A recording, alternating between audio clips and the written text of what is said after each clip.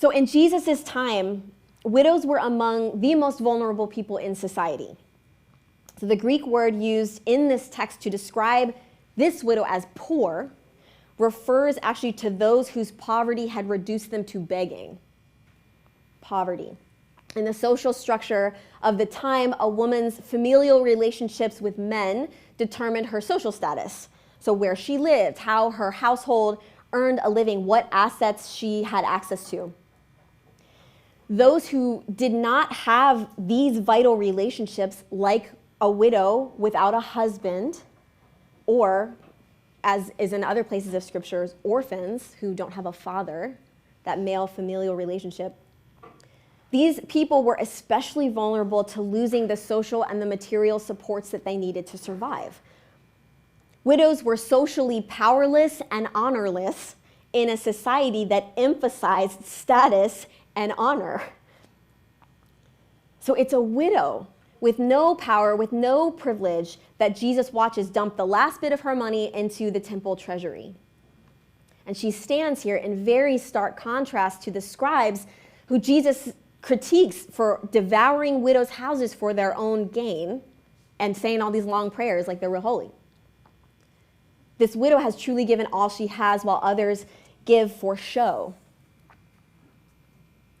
Now, I think it's important to make a note here about this particular story and how it's historically been interpreted and to what end it's been preached. Okay, so we're going to just take a little related sidebar.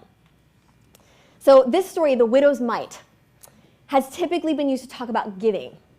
Okay, like the widow is used as a model to encourage sacrificial giving, to exhort us to give more of our resources, whether that's money or time or skills, to do it just like she did. It should cost us something. Like if the widow can give everything that she has to live on, shouldn't we give more because we actually have abundance? Shouldn't we give more? I think it's really important to look at this story in its full context, okay? So we tend to assume that Jesus is commending the widow when he says that she has put in more than all of them. And he does hold her intentionally in contrast with the scribes. But in these verses, Jesus actually does not tell us whether he likes the widow's offering or the rich people's offerings. Like we assume that when Jesus points out the widow in the temple, he is implying, go and do likewise. But he didn't actually say that. What he did say was that she put in all she owned, all she had to live on. So this widow no longer had anything left to live on. And I think we can honor the faith and the sacrificial nature of the offering of the widow while also recognizing that maybe we're not seeing the whole picture. What if the widow's offering is not an illustration of generosity, but it's actually an illustration of injustice?